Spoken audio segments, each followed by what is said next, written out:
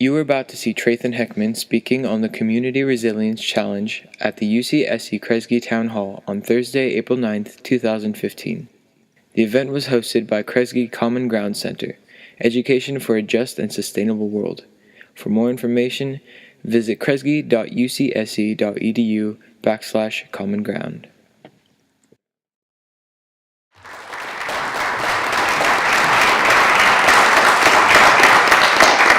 How y'all doing? I'm feeling mad amounts of gratitude to be in Santa Cruz. I can't believe where you live and your campus and the trees everywhere, and this is a pretty sweet spot to go to school. So anyways, my name is Trathen Heckman, as Manuel had mentioned, and I'm the director of an organization called Daily Acts. It's all about the power of our daily actions. Anybody here heard of Gandhi? Is that right? Most people know. So that Gandhi be the change, simple actions that build self-reliance rooted in a spirit of reverence and growing a movement of simple actions, right? We face so many big problems in our world, and a lot of times people say, we need systemic change, we need to change policy, we need to change the government, all these things. But the most accessible whole system that we have is ourselves, right? That's where the action starts. When we build the integrity and the inspiration of our choices, then we can be more rooted in our power and our vision, and we gain more power and more opportunity to affect greater change, and we build better strength in our relationships. And so I just came out of the car and been at a lot of events this spring. I got to speak at a climate adaptation conference yesterday with Sonoma State University with a bunch of students and policymakers and folks, and I told them I was coming down here with you all today, so they're pretty excited about that.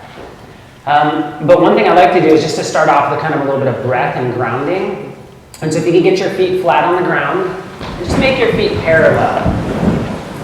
You want to have your feet under your knees, your hips, your shoulders, and sit upright.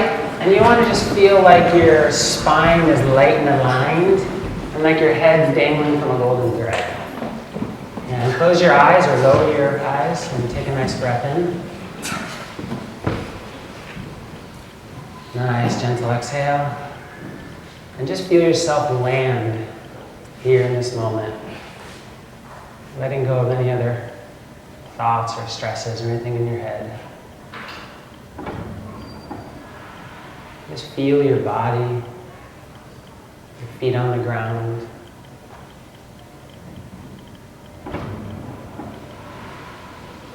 The redwood trees all around us. Nice moist earth from the rain.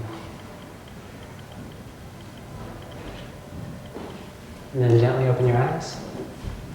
Do a little hand rub. And just listen to the sound of everybody's hands rubbing together. And then a little shake. This is an important one.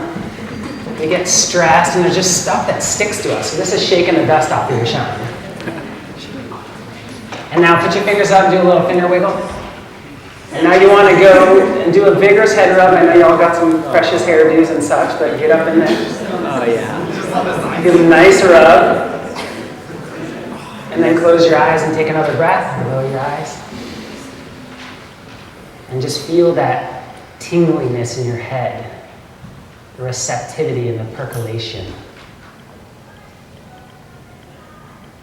And marinate on this, that life is measured not by the number of breaths we take, but by the moments which take our breath away.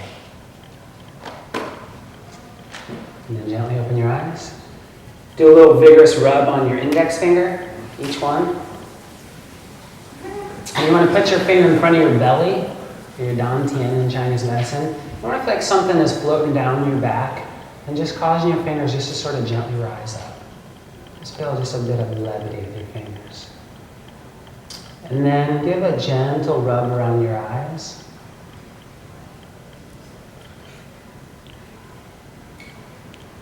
Take another nice breath. And recognize that vision isn't seeing things as they are, but it's to be so damn entranced with the world being born that we cannot help but align our actions, our relationships, everything we do and say with that vision. And let your fingers and arms gently rest to your side again. Another breath in. Now do a little rub on your ears so we can open up our receptivity, our listening capacity. A little stretch down your jaw. We hold a lot of stress in our jaw.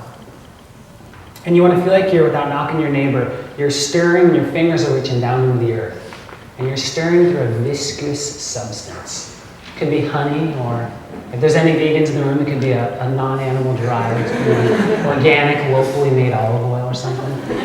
And so you reach up, you just feel like that oil or that honey is dripping off your fingers, and you just gently rub it across where your kind of throat and your mouth is. This is helping ground, but also giving rise to our voices. One of the most important things we can do is to find and share our voice, and to inspire others to do the same. And then reach down from the sky and feel like you're just drawing down into your center. Nice. I can't see any of you right now without my glasses. I just see a bunch of arms. Get my glasses back on. And then you want to rub your thymus gland, your chest, important source of immunity. Your lymph under your arms, permaculture, mimicking natural patterns, right? Your kidneys like to be moved in the shape of a smile. And this is super important spot. Anybody know what this is? Right here, under your butt. Your sacrum. So there's a little bone under here, and there's 3 holes on each side. And so when your head is all squishy from a full day of school or after this talk and the stuff we're doing, you feel like, wow, I don't have any extra capacity. This is your extra storage capacity. It's your megabutts, or your gigabutts, or I don't even know what we're up to now, terabutts, some kind of thing. But remember, you have extra storage capacity. And then we'll do one more. We're going to drop down. This is important, not to knock your neighbors. And reach out as far and wide as you can, up through the sky. There you go. Little neighbor knocking I see going on here. Draw down your center. Close your eyes again and take a nice, long, slow breath in. Nice exhale.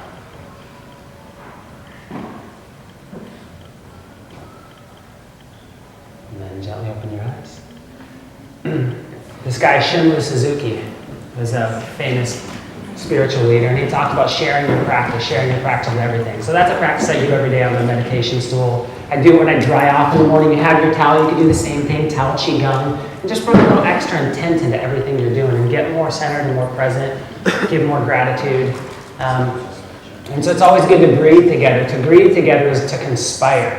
That's what it is, right? When we think about conspiring and doing things together to affect positive change, starting with breath, connecting is pretty important in the beginning. And so in addition to sharing my practice, the flow of this presentation, I'm going to share a bit about the work that we do in Sonoma County and then the work that I do with Transition US, which is a national hub organization for the international transition town movement. And following the flow, we're going to start out more with the movement and the personal ecology and looking at, in that Gandhian change way, how our personal ecology can lead up to affecting positive change in our neighborhood, our community, our world. And after we do that, so I'll do some slideshows and that for a little bit. And then we're going to break out into small groups, little dyads and little groups, and talk about some different pieces around this sort of personal ecology or our personal compass. Like, how do we stay inspired and aligned with what matters in our lives and affecting good change in the world? And then we'll do a little breakout after that. I think we're going to break into your clans. And then we're going to launch the Community Resilience Challenge together in Santa Cruz. You all are the first group of students who's going to be launching the challenge. So in addition to rocking many amazing actions in the next month and being a part of things that are happening all over the place, you're going to be kind of our model to see how it works and to be able to share with others. Because there's other students in other places that want to do this.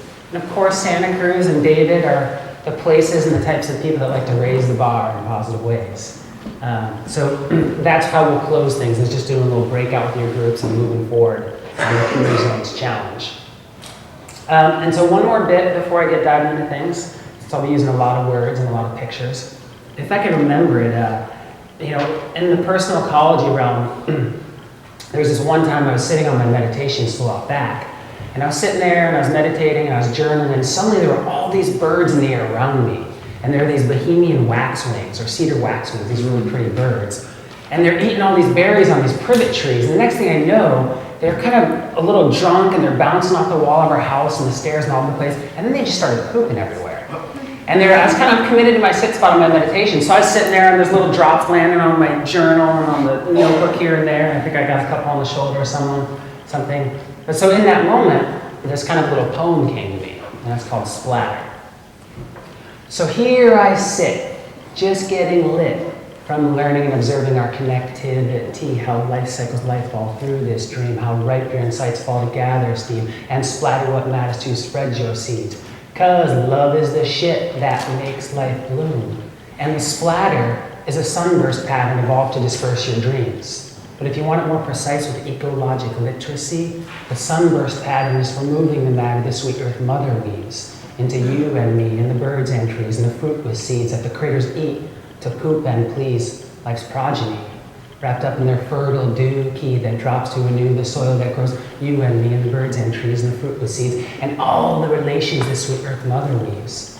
And it's like when I'm sitting out back under that box elder tree, learning from observing where fall's fog drip-tea lands, and reminds me so truthfully that it all comes down to you and me, just living vividly in rhythmic validity with how life cycles life all through this dream. Shocked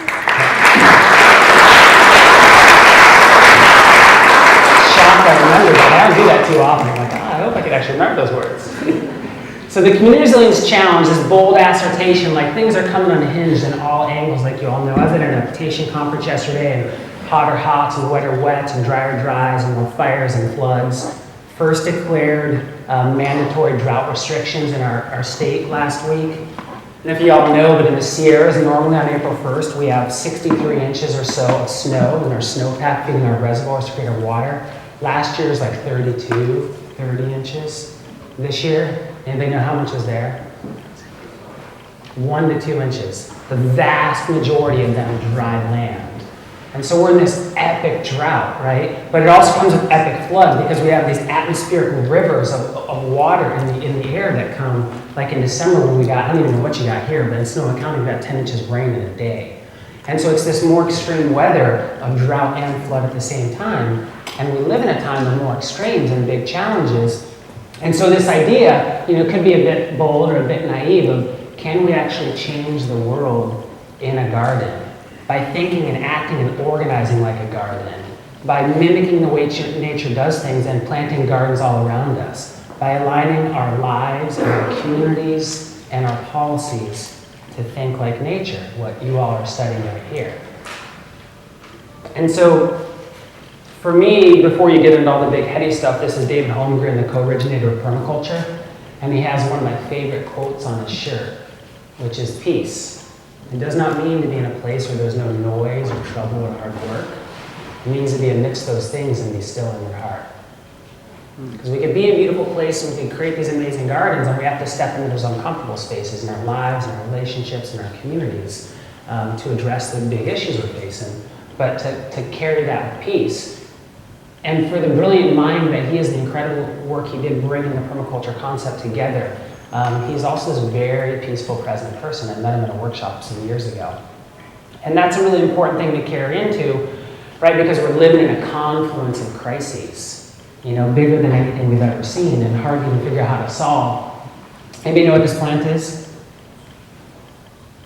The willow plant. And so even more amazing, this is at the confluence of two waterfalls where two rivers are coming together. And I was up hiking one time this year and I was blown away because I look at this little willow plant and there's just this massive wall of white water on it. And it's just beating and battering, going back and forth, but it's there, right? It's rooted. And so the amazing thing about willow is they're adapted to periodic high flow. And they have this incredible power to them. Willow have rooting hormones in them. And they're used to help other plants root. And so willow is adapted to live in water that is similar to the times that we're living in and that we need to adapt to. And what's amazing about it is it will root in that place and it'll stay there and it'll put down roots and it'll catch a couple rocks and a couple twigs and branches are coming down and it starts to build soil around that place. And through time, the willow will grow bigger and other plants and seeds will land. And through time, that willow can actually change the course of the flow of a river. And then a chunk of that willow will break off and it'll tumble downstream and stick in the ground and take root. So I think willow is a really a powerful plant for the times for all of us to reclaim our rooting power. And so just a couple quotes kind of to start things off. Confucius said to put the world in order, we must first put the nation in order. To put the nation in order, we must first put the family in order. To put the family in order, we must cultivate our personal life. And to cultivate our personal life, we must set our hearts right. So again, like big issues, big pictures, and getting back to our center and our peace and our breath. And then Meg Wheatley, this really brilliant ecologist, said rather than worry about critical mass, our work is to foster critical connections. We don't need a large number of peoples to change. Instead, we need to connect with kindred spirits. And through these relationships, we will develop the new knowledge, practices, courage, and commitment that lead to broad-based change. Meg wrote our book that we're reading. Oh, no way. Yeah. Perfect. Good synchronicity. So this concept of like rooting in our power of our daily actions and rooting in our heart and rooting in our critical connections. It's so easy to get overwhelmed by the scale of what we're facing and just think you just have to work on that relationship right in front of you and the ones around you. And so this idea of changing the world in a garden reestablishes our three core connections to self, to nature, and the community. Because how people have always adapted and thrived in challenging times is through these three core connections. A little quote from Molson, Mr. Permaculture. And so just briefly on me, I moved to Monterey, the Dutchville Creek watershed in Sonoma County, and we moved on this 45-degree redwood terrace just filled with trash and debris. And it was kind of, when I first went out there, I was afraid to even walk on it because I thought the whole thing was going to slide down. And through time, started turning all that debris into a garden, and so I started finding recycled concrete or urbanite in places. And I'd carry it down the 55 stairs that are next to it and put in about 50 different terraces up this hillside out of recycled rock and recycled concrete and recycled logs and all these materials, using these meandering patterns, mimicking the natural patterns, and just working with all the little ecotones. And so, and that's beautiful for permaculture. We don't want to necessarily be in that most perfect, ideal situation. It's about turning problems into solutions and seeing problems as solutions. So it's great, oh, wonderful, devastated space, or big challenge, or lots of ecosystem stuff in this community or this organization. Like those are opportunities to heal and renew and to reconnect. And so then we moved to, my wife and I moved to Petaluma, which I was much happier in the Dutchville Creek watershed, like this place, right? Like looking up at this beautiful forested redwood stream. And so then suddenly I was in town in this rental unit, and there's cars going by, and there's noisy, and I was definitely getting more triggered by it. I was trying to figure out, like, okay, how am I going to actually get to that peaceful, connected place when I'm in this in-town unit versus out in this beautiful, lush place? And so it's just that reminder of composting our renter's mind. Oftentimes we feel, when I have more time, when I'm out of school, when I have more connections, more resources, when I'm on the most beautiful piece of land, start where you are. It doesn't matter whether it's an apartment or a dorm or you rent, you know what I mean? It doesn't matter. Like, start with where you are and do more with that. And so we dug rain gardens in the front. We disconnected our neighbor's downspout. We'd recharge 1,000 gallons of our neighbor's roof water into our front little median. We started growing peas and a little 7-story food forest structure up the telephone pole with recycled iron wire. Recycled concrete beds. We learned how to do a ton of stuff in containers. We had like maybe 150 containers of food and medicinal plants, and had bees behind our shed. And it was great too, right? Because like those peas you could see growing next to the telephone pole, that's this really shady overstory of these sycamore trees. And in full summer, you can't grow anything there. But if you plant those pea seeds, and you plant them in the fall, and when the sun's at that low angle, you get this perfect sweet spot in this one season where this lush pea crop will pop out. And so even in a place that's sort of shady and more challenging, it's like, oh wow, how can this be an opportunity? How can this be a niche to do something different, to grow? And so, the idea with all this, again, is to be the model and start at home with yourself wherever you're at. And from there, we start to build soil, right? This precious thin skin of soil that makes life on our planet flourish. And so we create compost piles, and we sheet mulch, and we use wood chips and all these different things, but building soil is critical. And then you plant plenty and diversely. This is a living machine in a friend's backyard that'll cycle black water. So he has this little built-in living machine in these containers. Old school grafter homesteader down the street from my house, Annette from gardening. Together, he's taken that apple tree, and we cut pieces of root off and turned one apple tree into 10 apple trees. You just cut off a piece of root, and you put on a piece of scion from another tree, and you have a tree. So you can turn one tree into 10 or 20 trees, which is amazing. So you plant plenty and diversely. Build and retrofit greening with nature is another key piece. So building and retrofitting green, planting plenty and diversity, bringing in a diversity of beneficial critters, right? Of carrying more critters, sweet, there it's working. Bees and chickens and goats and dragonflies and kitties. You gotta grow your food and your fuel and your fodder and your fun and your fecundity, and this is your feline felicity. As far as seeing how many F's you can stack. And so you have some little catnip next to him, so Lufa gets all stoked. And then we planted multiple types of thyme in the front of our yard, right? Because David and I were talking about this, always running from one thing to the next with their schedule, trying to organize. And one day I was walking out in front of the house, I was late for something, and I reached over and my water bottle fell out. It was one of those nice metal ones and got dented, so then I was getting all frustrated and flustered. And I reached down to grab it, and I came face to face with this patch of lime thyme, and on the other side, a patch of chamomile.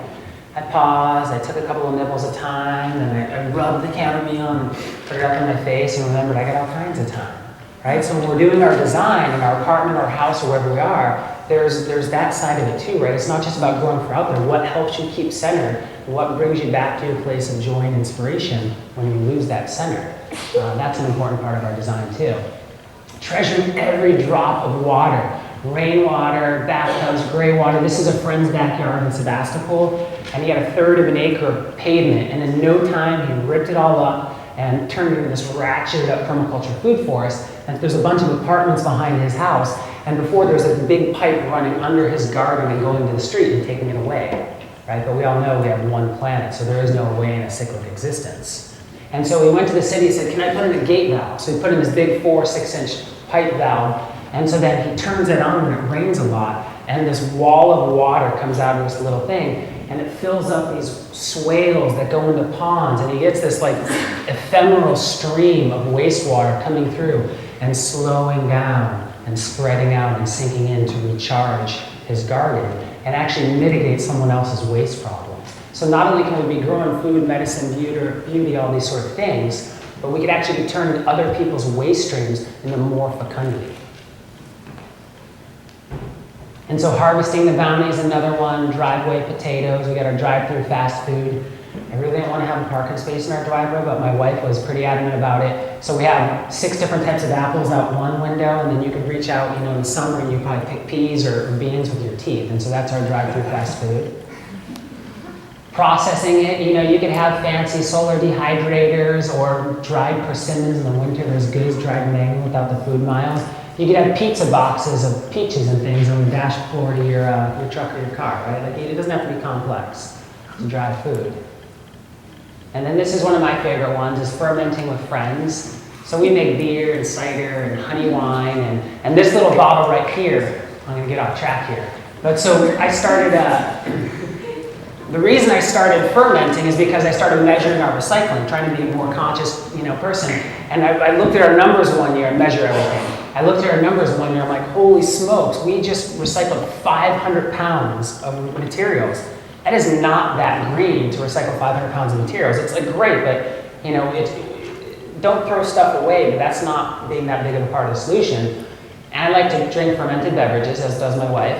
And so it's like, all right, we can quit drinking beer and wine and all that, or quit start making it and refilling bottles. And so I get wine from friends and refill their bottles. And then I started getting all these swing tops, which don't even have bottle caps, and started making honey wine with honey from our bees and making cider. We do big cider pressing every year in the fall, get a bunch of people together, play music, press apples, make cider, drink juice. And so each of these bottles, the beauty of that too, is it's not just the thing we're drinking, right? Like as much as that honey wine, super tasty, chamomile and lavender and all those things, like I enjoy that I made it with friends, right? I remember the times I made it with friends, and it's in these bottles. Every time I pick up one of these bottles, there's a story. So Epic IPA, I was sitting there with my friend one day in his house, and we were bottling our beer, and I'm looking at this bottle, and I'm thinking, God, this looks familiar, where's this from? And I was like, Epic IPA, I think it's from one of our backpacking trips or something. And so then I remembered I had this flash in my mind, and we got a 6-pack of Epic IPA, and we were in Yosemite on our way out to this place, 10 Lakes. And my friend Dave would talk about the entire time, that guy up in the corner. All he would talk about was Allie, Allie, Allie, Allie. I mean, we hiked for 5 days, and that's about the only thing I heard about was Allie, Allie, Allie. He had this new girlfriend. And for years, he'd been wanting his rocking homestead. and his partner and his family. And so I'm sitting in his basement and we're bottling beer together, and Allie's upstairs and pregnant, and they have their rocking new house and they're planting trees and making fences and doing all kinds of cool stuff. And I had that memory. I'm like, okay, so every time now I drink a nettle ginger beer, whatever I drink out of that, I think about Allie, and Dave, and so there's stories in our reused clothing, in our reused wood on our porches, in the beverages. It just makes our lives richer, And so thinking about that as well. And so you start doing all these things. Anybody here read Gaia's Garden or know the book? Toby Hemingway, great book. Get it if you haven't. And so in Gaia's Garden, Toby talks about this point in an ecological landscape when the whole garden goes pop. And it's able to sift, sort, and transform any drop of water, any ray of sunshine, any scrap of carbon into this more fecund and thriving ecosystem. And these are the elements it takes, right? Building soil and treasuring the water and building green with the earth and having more conscious stewards and having a beneficial diversity of plants and critters and characters. And so when we do that, this is our front yard, and it can go from being a lawn that's dead or using a lot of resources to these more beautiful systems that are growing mad amounts of food and medicine and habitat while using 60, 70, 80% less resources. This is another lawn we transformed. This is another one, some friends who took a permaculture course of ours, and then they started transforming their neighbors' lawns. This is my brother-in-law's lawn. This is the miracle. These guys, what they've done, I should watch that because this is on tape. So anyways, we used to always go up to Sacramento to visit my brother-in-law's, and we would, sometimes fight about politics and different things. And so they weren't that into what we were doing at that point, but they're family. I mean, who here ever has challenging conversations at like Christmas or holidays or whatever, right? It's sort of built in. So anyways, through time, Rob and Sharon started getting more interested in what we were doing. They'd come to our house and we'd drink some cider or honey wine. I'd give them plants. We got in the garden. Here, taste this berry. Check this out. Check this out. And then that led to going, okay, you want to take some plants with you? Then for a while, every time they came over, I'd grab 2, 3, 4, 5, 6, 10 plants in the garden. They'd take home buckets of plants. And so Rob, he's a doer. He makes things happen. So he started getting things done. And this is half of the front lawn turned into the food forest. And then this is a little island of the food forest reclaiming more and more turf. And this is the chicken coop that they built. And this is the beehives they put on top of that. And then now he's fermenting and he's making beer and cider and he's selling eggs to his neighbors and getting them hooked on it as well. They're making all kinds of fresh juice. And so it creates this ripple effect. You have one of these homesteads in your neighborhood and it starts to move. And not even just saving a lot of resources and create more beauty and richness, it reweaves the fabric of our communities. It rebuilds the connectivity in our neighborhoods. And so those gardens start to go pop, right? But we need more than one or a few gardens. So then we went across the street to the Kavanaugh Center Boys and Girls Club across from our house. I was talking with the city water conservation coordinator, Dave Earbarn, one day, good friend, amazing ally for the city of Petaluma. I said, Dave, we should plant a food forest. And he's like, what's a food forest? So it's like, rather than take that lawn, a lot of cities recommend that you take that lawn and they will pay you money to rip it out and take it away. But the thing is, you're taking an inch of soil with it. You're taking 500 years worth of soil when you rip out that lawn and take it away. And in our case, it goes to the landfill where it becomes 20, 30 times the greenhouse gas emissions, methane gas. So you're saving water, but you're ripping out this precious thin skin that gives life. And then you're creating more greenhouse gas emissions. Instead of doing it the permaculture way, sheet mulch that lawn with recycled materials, cardboard boxes, get together a bunch of friends and family members and whoever. And so we had 150 students, adults, all kinds of people came out, and over 3 days we transformed this landscape, 3,000 square foot of turf. And we put in rain gardens and swales, and it's using about 80% less water, and it's this more beautiful, lush, productive community food forest. And to my understanding, this is the first public food forest, at least in Northern California. So we did it about 7 years ago, and we installed a cob bench, and now there's an organization called Mentor Me that lives there, and they serve 300 at-risk youth. And so we're looking at like, sweet, how can we start getting the kids in the garden and doing art in the garden and teaching them about food and health and nutrition, how they could transform their homes and gardens and neighborhoods.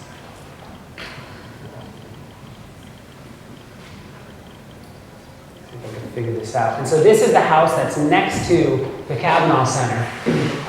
And so we brought up 30 people one day, and Lori and Murray, really amazing neighbors, they wanted to do a garden, but there was all this ivy and there was this falling down brick wall, and they didn't have much resources to invest into it. And awesome, falling down brick wall, let's use a bunch of recycled materials and integrate that. Not a lot of resources, great. Free cardboard boxes, we'll get plants from friends. No light in the backyard for your garden, we'll chop down those upper branches and do a beautiful little woven bed to hold your front beds in. Want to reduce the amount of water going down the driveway and adding to the little flooding problem in front? Wonderful, we'll take your house's downspout and run it back in your garden and feed the blueberries. And so just turning problem after problem and solution after solution. And so then we were able to take it to City Hall. And we went and partnered with over 250 citizens and students and groups and 2 other great organizations, and we transformed the City Hall landscape in a day, saving the city about 1 million gallons of water a year and $60,000 in installation costs. And then you start to look around, and so these are artichokes and strawberries and kiwis and rainwater catchment tanks and Chilean guava berries at City Hall in these public landscapes. And so as it starts to happen, the whole town starts to go pop.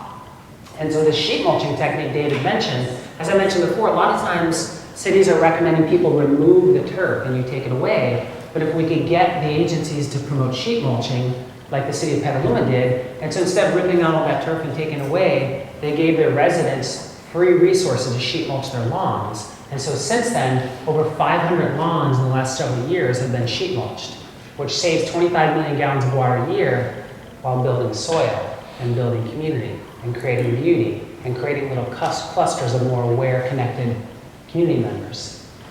And so then we start to grow a sheet mulch movement. We start to take this permaculture technique that you could do in your garden wherever you are at home and go, okay, how can we actually take this to scale? Take these permaculture solutions to affect real change community-wide. And so we start creating people-powered parks. About 30 high school students helped us install permaculture food forests in the town of Windsor. We installed one at Sebastopol City Hall, another landscape we transformed, City of Petaluma Police Station. And so that's sheet mulching and food forest. And similarly with gray water, this is a constructed wetland gray water system. So your gray water, you take your shower water, your bath water, your laundry sink water, not your toilet water, and not your kitchen sink in the state of California. And the rest of it's your gray water. Instead of sending it away, again, where is away, right? Why not send that into your garden to grow food and medicine and habitat? And so we send ours through a constructed wetland gray water system, which again mimics a natural ecology, and then it goes into our food forest ecology. And so we went from doing one gray water system to partnering with the county that partnered with groups around the state that actually work collectively. Many small voices were able to help influence the California state gray water law. And then we went back to our city once the gray water law was better and easier, and we did 5 gray water systems in our neighborhood in a day. And then we did 13 in 2 cities in a weekend, and then we did a 100 gray water system challenge. And so after that, we had this idea of like, okay, well, we need, we're facing a lot of issues, so we really need to move these solutions out. And so we had the idea of planting 350 gardens in a weekend about 6 years ago. And the water agency signed on, all of our cities, schools, churches, businesses, you name it. And collectively, we installed and revitalized 628 gardens, mainly in a weekend. We did 100 wine barrel salsa gardens at low-income apartment complexes. There was, a whole array. We got free resources for community gardens that serve underserved populations. And so it kind of blew the community away, the power of when many hands make light work, right? Like lots of us stepping up together. And so then the next year, we increased home energy actions. This year, in 2011, we had little kids rocking down the street with their water-wise wagon brigades. They would have wagons full of water aerators and compact fluorescent light bulbs and seeds, and they're knocking on doors and giving people out goodies. Then, in the garden, again, this woman from Contra Costa named Tina showed up in our garden, and we were grafting and pruning fruit trees and talking, and she wanted to bring these programs to her place. And so a few months after that, Sustainable Contra Costa registered over 1,000 home and garden actions in Contra Costa County. And then we doubled it again, up to 3,500 home and garden actions, all the while building community and building vision and building skills. And it comes through partnerships, right? Like this is a lot of different people. Many hands make light work. Think of all the relationships and connections you have. If people take action together, it has a lot of power. And getting results that matter, that helps us build power as well. When you do a bunch of things together, The media is willing to listen. Universities are willing to listen. Schools are willing to listen. Cities are willing to listen. And as a friend of mine, another nonprofit leader, says, putting public wind in the political sails. If we want to affect change by speaking with a shared vision, a shared voice, and showing that we're willing to get our hands dirty and get things done, it really helps us build those relationships. And so this has gotten in the media a lot, which has been really helpful. And then we've been connecting and sharing this with other folks as well. There's been other groups around the region, around the state, around the country, moving these challenges out. And so did you all, well, I want to put the pressure on, who here knows about the transition town movement? I know you had some reading that I think was required. You folks? So this guy, this permaculture teacher, Rob Hawkins, writes a book like 10 years ago looking at peak oil and climate change and these big issues, and it's called the Transition Handbook. And it's the idea that we're at this historic transition for humanity. And it can be a really steep, painful descent, or it can hopefully be a more graceful, gradual, perma-fied descent. And so this is a, kind of presents up the idea around it. And so out of writing this book, suddenly groups all over the world started taking up the transition call, and they started starting these transition towns. And so over 1,000 transition groups have started in about 44 countries to this point. And here's a couple bits just about it. And it's similar to the work that I do in an organization called Daily Acts, which I'll touch on a bit more. But creating a shared vision that's positive, raising awareness and inviting people to be involved, that it's a collective response. We can't do it alone. We can't wait for government to save us. We can't wait for business to save us. But if we get together, maybe just enough, just in time. It utilizes the power of hope and optimism.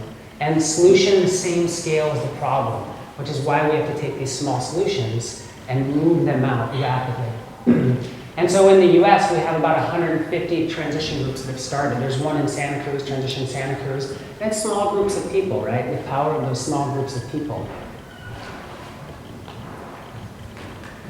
And so this is, we've been starting this 350 garden challenge, and then there's the 350 home and garden challenge, and then there was these groups in other places grabbing it and calling it what they wanted and doing whatever, just kind of running with it. And so then last year we looked at it as like, okay, well, we really need to speak with more of this collective impact approach, shared vision, shared language, shared values, but local autonomy, just like what we're going to talk about here. So now all the groups around the region and around the country that participate, it's all under Community Resilience Challenge. We have posters and materials here that can be replicated for you all. We have postcards, little how-to kits. We have them translated into Spanish. My Spanish isn't great, but I like the sound of it. Desafío de Resistencia Comunitaria. Someone after will have to help me with a good enunciation with that. So we could have Spanish and English materials as well. And so groups all over are using this shared vision. But the nice thing too is that you register your local action. So it'd be on your website, and you'd go and it'd highlight the projects happening at your university or with your local groups. And so groups everywhere doing the challenge. In Sonoma County, we have our stuff. In Santa Cruz, you have yours. In the East Bay, they have theirs. And so it highlights the local efforts on the ground. But then when you go to register your action to grow food, or to save water, or to conserve energy, or to reduce waste, or to build community, one of 40 to 50 different actions. You go under there like, I want to install a fruit tree. I want to use a laundry line. I'm going to switch my bank from a national bank to a local credit union. There's this whole diversity of actions, but when you press that button, it then goes to this collective website. So we have the local actions of what you're doing in Santa Cruz when you're doing it, but then we have the power of this collective story. So when we take it to the governor's office or wherever we take it, we say, look, this is what we did together. And what we did together last year was going from that original goal of 350 gardens to 628, to 1,000 home garden actions, to 2,000, 3,000, to this last year 16,000 local, regional, and national actions, projects, and pledges by over 100 different schools and churches and businesses and organizations. And so we start to grow our movement, right? This is our Russian River watershed where we're at. 9 Marietta counties. We were in Oakland a couple weeks ago helping launch the challenge. You all are going to launch it today, nationally with the Transition Town movement.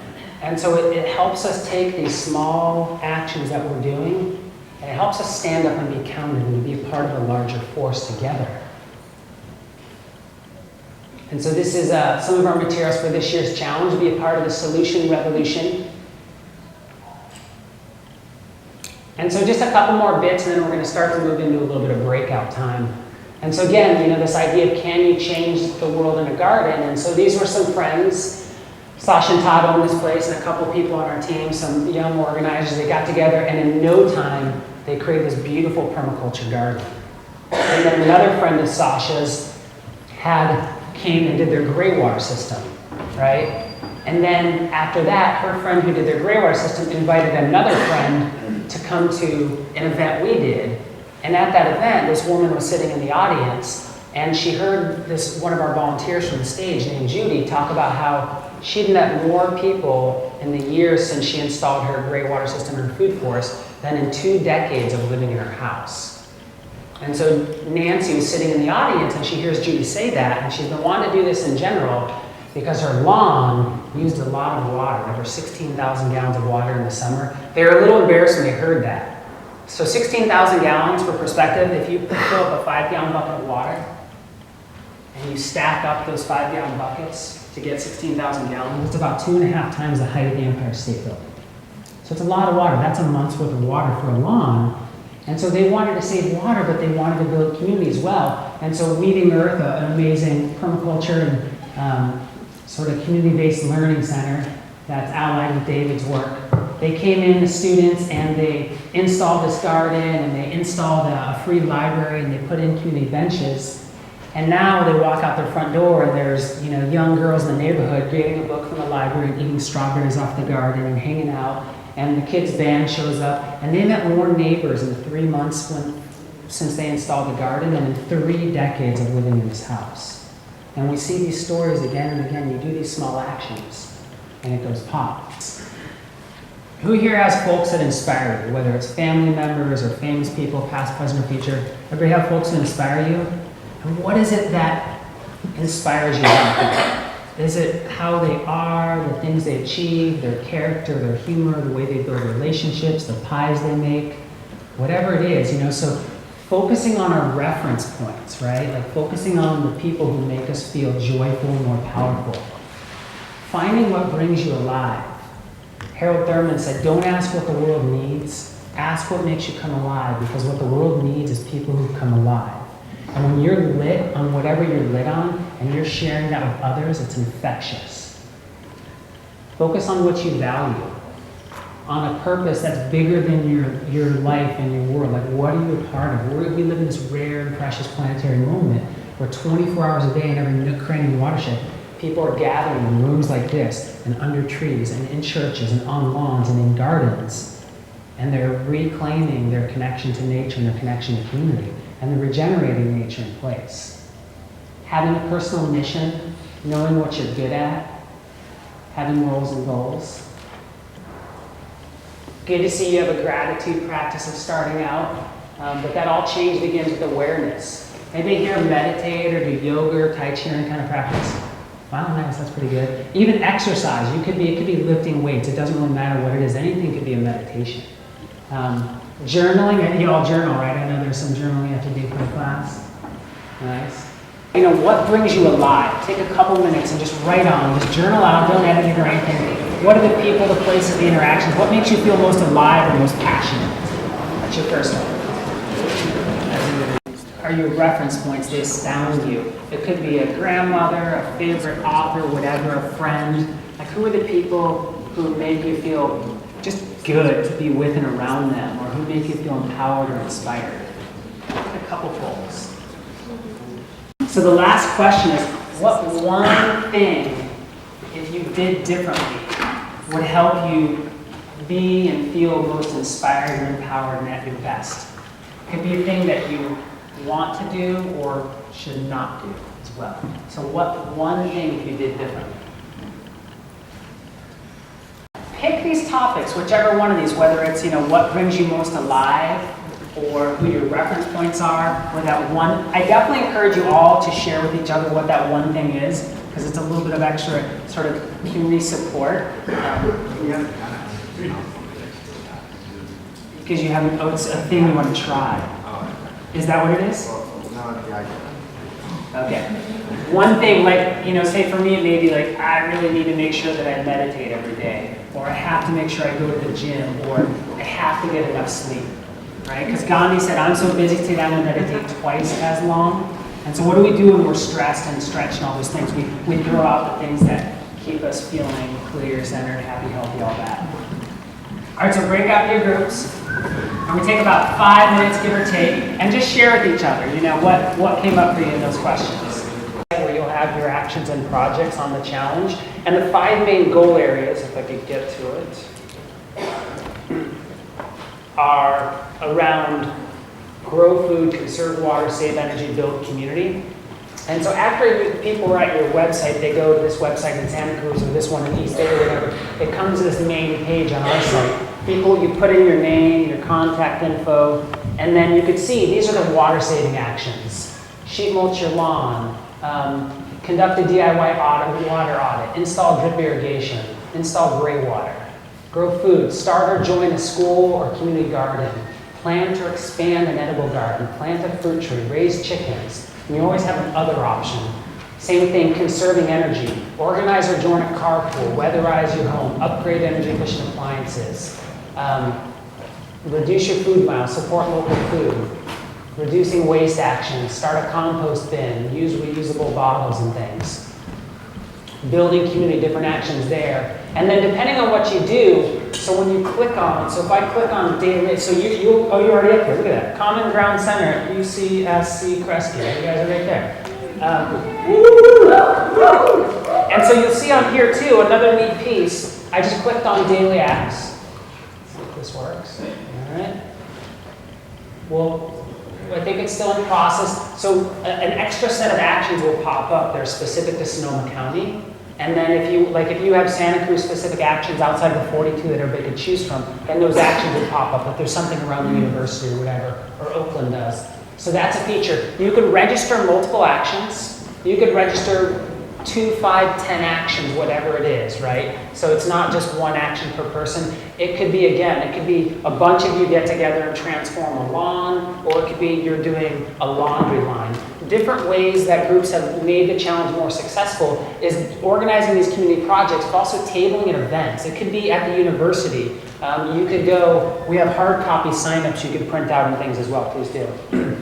And so going to events, the folks in Contra Costa that I mentioned that register over 1,000 home and garden actions, they table at a ton of different events, and they'll have a person there and say, so, have you heard about the Community Resilience Challenge? This is what it is, and this is how you get involved. And we can give you scripts on those things. And then you get people to register right on the spot, and or they could go online and register. So you could do hard copy registrations, paper, and or online as well. Here's where it is on our site. This should probably look familiar. This is where all the weekly response prompts are. If you just go to commonground.ning.com, right here, Community Resilience Challenge, you click on that, it'll take you to the website Trathen just showed you with all of this info. And we're going to probably allow some time to look at this page more in clans on Tuesday. Tuesday is going to be sort of like a clan launch of the challenge. But again, you can see all these different, bigger here, you can see all these different actions you can take. And then at the end, you would, of course, select UC Santa Cruz. And this is just so we can map out where the actions are taken.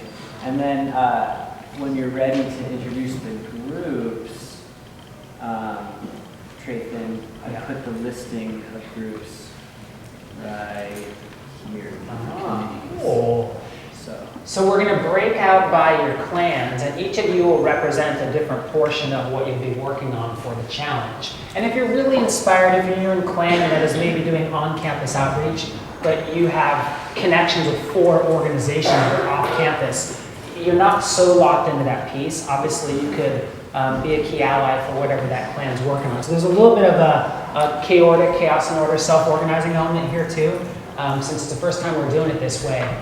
But the idea is that you'll break into your groups, and you're going to have about 20 minutes today, and you're going to start to brainstorm and envision some things that you can do in your group. Again, be it model projects or outreach, outreaching to partner organizations who are already doing activities. It's about doing new things as well, but it's also about highlighting and drawing on what's working. It's about collaboration. there is an incredible array of amazing things happening in Santa Cruz already. And so finding out what organizations are you a part of or friends with, and they already have a tabling event. They're already doing a beach cleanup. They're already doing a gray water installation. And so there's a part of it too that's about highlighting what's working. Because if you do that and you go around and you just network and connect all these people and you show all these incredible things that are happening, and like, look, in Santa Cruz, we have 35 different groups that came together to register 5,000 action. That's powerful. That's a way of bringing the community together. And it's not always just doing new things, but it's sometimes just connecting what's already happening in a better way. When you highlight what's working, you grow more of it.